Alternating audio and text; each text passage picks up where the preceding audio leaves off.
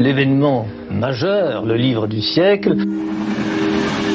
une parole d'actualité, mais d'éternité aussi. L'archipel du Goulag d'Alexandre Solzhenitsyn. C'est plus qu'un écrivain, c'est un libérateur des consciences. Une traversée de l'œuvre par la lecture de ses plus beaux fragments. Il a réussi à montrer qu'on pouvait élever la voix, vivre hors du mensonge.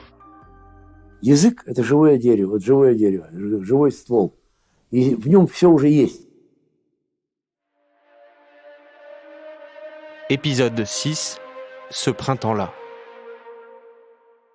Faible. Faible est l'homme. En ce printemps-là, même les plus coriaces d'entre nous voulaient être pardonnés. Nous étions prêts à renoncer à beaucoup de choses en échange d'un petit bout de vie, encore. Personne n'avait envie d'être expédié au fin fond des régions qui s'étendent au-delà du cercle polaire, royaume du scorbut et de la dystrophie. À cette époque, je ne sais pourquoi, fleurissait dans nos cellules la légende de l'Altaï. Les rares détenus qui y étaient allés un jour, mais surtout ceux qui n'y avaient jamais mis les pieds, inspiraient à leurs compagnons des rêves mélodieux. Ah, quel pays merveilleux, l'Altaï. Les vastes étendues de la Sibérie, mais avec un climat doux. Des rives de froment, des fleuves de miel. La steppe et les montagnes. Des troupeaux de moutons, du gibier, du poisson. Des villages prospères et peuplés. À se reposer là-bas des jurons du commissaire instructeur, de ce fastidieux dévidage de toute votre vie. Du fracas des serrures, de l'atmosphère étouffante et viciée de la cellule. Je crois que là-bas dans l'Altaï, oui, je vivrai dans la plus basse et la plus sombre des isbas, à l'autre bout du village. Et alors j'irai dans la forêt.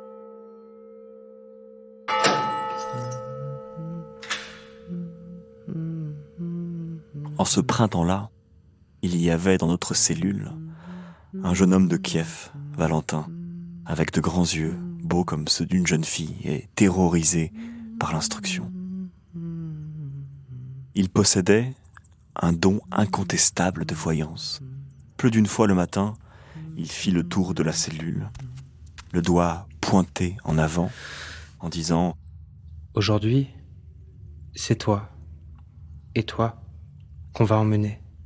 Je l'ai vu, en rêve. » Le 27 juillet, Valentin s'approche de moi.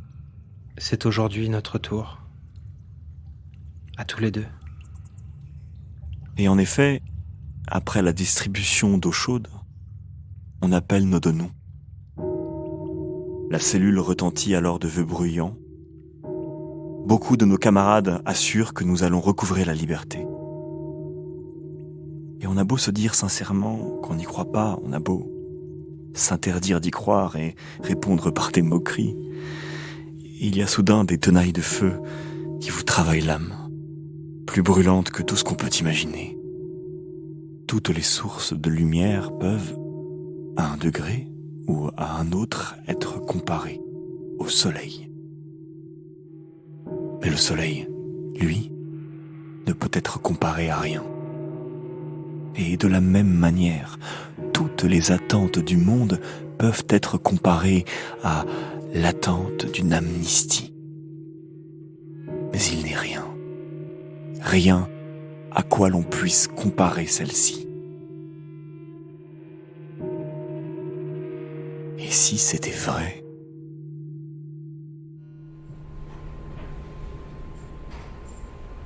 La salle où on appelle les prisonniers est déserte. Sur le côté, il y a, assis à un petit bureau de fortune, sous une ampoule, un homme propret aux cheveux noirs, le commandant du NKVD.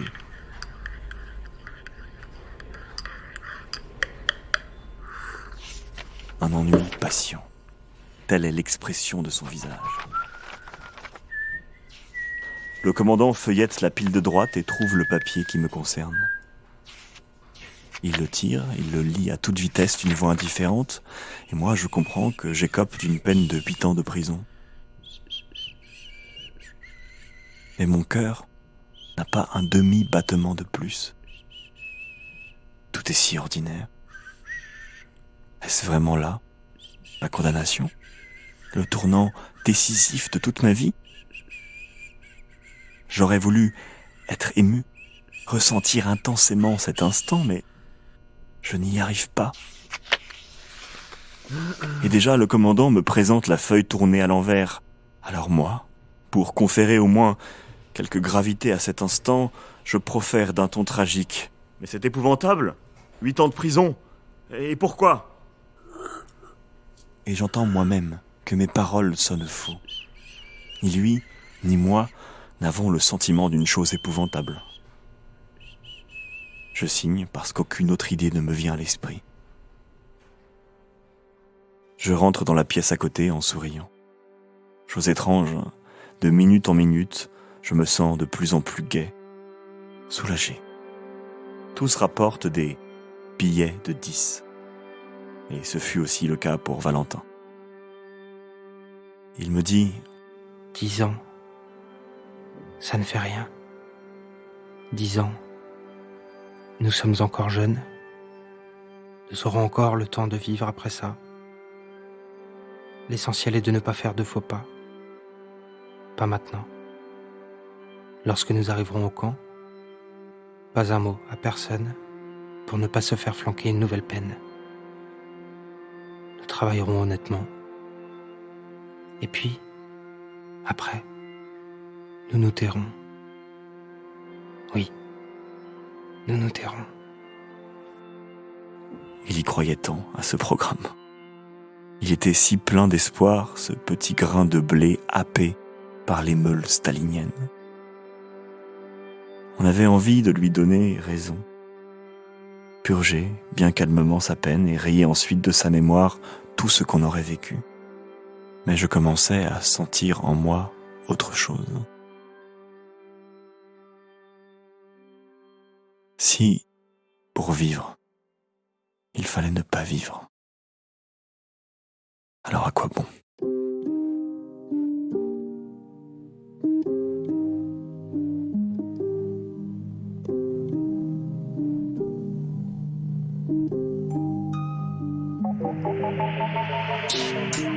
Une création Uction Prod et Compagnie Frontale. En partenariat avec le Centre culturel Solzhenitsyn, les podcasts à livre ouvert. Lecture, choix des textes et adaptation, Grégoire Lopoukine. Réalisation, César Forget.